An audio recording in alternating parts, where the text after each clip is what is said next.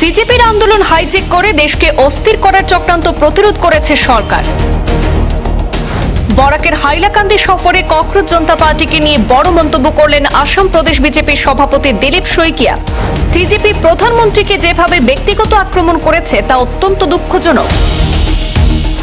যুবাদের ইস্যুকে বিরোধীরা বিপথে পরিচালিত করেছিল বললেন দিলীপ শইকিয়া। বরাক সফরে এসে প্রশ্নপত্র ফাঁস ইস্যুতে হওয়া আন্দোলন নিয়ে গুরুত্বপূর্ণ মন্তব্য করলেন আসাম প্রদেশ বিজেপির সভাপতি দিলীপ শইকিয়া। আজ হাইলাকান্দিতে সাংবাদিকদের সঙ্গে কথা বলতে গিয়ে তিনি বলেন, প্রশ্নপত্র ফাঁসের ঘটনায় সাধারণ মানুষের মধ্যে ক্ষোভ ছিল, তবে তার দাবি সেই পরিস্থিতির সুযোগ নিয়ে কিছু গোষ্ঠী যুবাদের আন্দোলনকে ভিন্ন খাতে পরিচালিত করার চেষ্টা করেছিল। সরকার বিষয়টি নজরে রেখে প্রয়োজনীয় ব্যবস্থা নিয়েছে বলেও তিনি উল্লেখ করেন।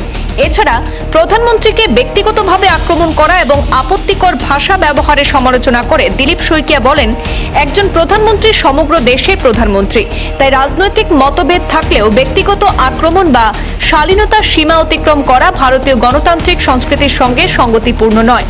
তিনি আরও দাবি করেন যে সরকার আইন শৃঙ্খলা বজায় রেখে পরিস্থিতি মোকাবেলা করতে সক্ষম হয়েছে এবং আন্দোলনকে ভিন্ন খাতে পরিচালিত করার প্রচেষ্টা সফল হতে দেয়নি। এবার সরাসরি শুনে নিন এই প্রসঙ্গে কি বলছেন আসাম প্রদেশ বিজেপির সভাপতি দিলীপ শইকিয়া।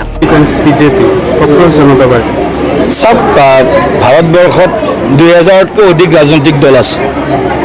সিজেপি এইটো প্ৰথম ছ'চিয়েল মিডিয়াত আৰম্ভ হোৱা এটা আন্দোলনৰ নাম ক'ব গ'লে।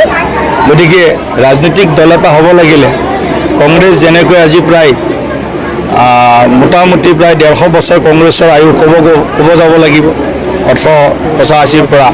গতিকে ভাৰতীয় জনতা পাৰ্টি 1900 বা ভাৰতীয় জনসংঘ 2000 আজি 26, কিন্তু আমি 1951 চনতে ভাৰতীয় জনসংঘ আৰম্ভ কৰিছিল।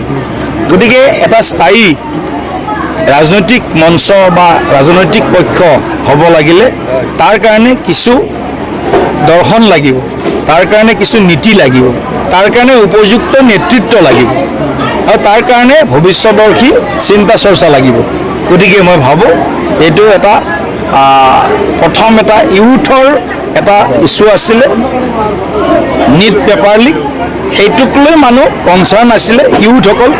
কিন্তু পৰৱৰ্তী সময়ত তেওঁলোকে যি ধৰণে এই গোটেই আন্দোলনটোক বিপথে পৰিচালিত কৰিলে, মই ভাবোঁ যে এই আন্দোলনটোৰ পৰা ভৱিষ্যতৰ দিনত যিসকলে দেশৰ বিৰুদ্ধে শ্লোগান দিলে সেইসকলক নিশ্চিতভাৱে ভাৰত চৰকাৰেও চিনাক্ত কৰিছে আৰু আগন্তুক দিনত হয়তো সিজেপিয়েও এই কথাটো উপলব্ধি কৰিছে যে এই ধৰণৰ গোটেই আন্দোলন যিয়ে চৰকাৰক সমালোচনা কৰিছে এনেকুৱা নহয়, প্ৰধানমন্ত্ৰীগৰাকীক অত্যন্ত কি বুলি অশ্লীল ভাষাৰে ব্যক্তিগতভাৱে গালিগালাজ কৰিছে। এই প্ৰধানমন্ত্ৰী সকলোৰে প্ৰধানমন্ত্ৰী, দেশৰ প্ৰধানমন্ত্ৰী। গতিকে এনেধৰণৰ কিছুমান অসামাজিক তত্ত্বই গোটেই আন্দোলনটোত ভিৰ কৰিলেহি আৰু কিছু বিৰোধী ৰাজনৈতিক দলে তথাকথিতভাৱে এই আন্দোলনটোক হাইজেক কৰাই হওক বা ভিতৰৰ পৰা ইনডাইৰেক্টলি ছাপোৰ্ট কৰাৰ কাৰণে বিজেপিক বিৰোধ কৰক কোনো কথা নাই, চৰকাৰক সমালোচনাৰ কোনো কথা নাই, কিন্তু দেশত অশান্তি, দেশত অস্থিৰতা যি বিয়পোৱাৰ এটা গভীৰ ষড়যন্ত্ৰ তেওঁলোকে কৰিছিল, সেই ষড়যন্ত্ৰটোক বুজি পালে ভাৰত চৰকাৰে আৰু তাক বানচাল কৰিলে।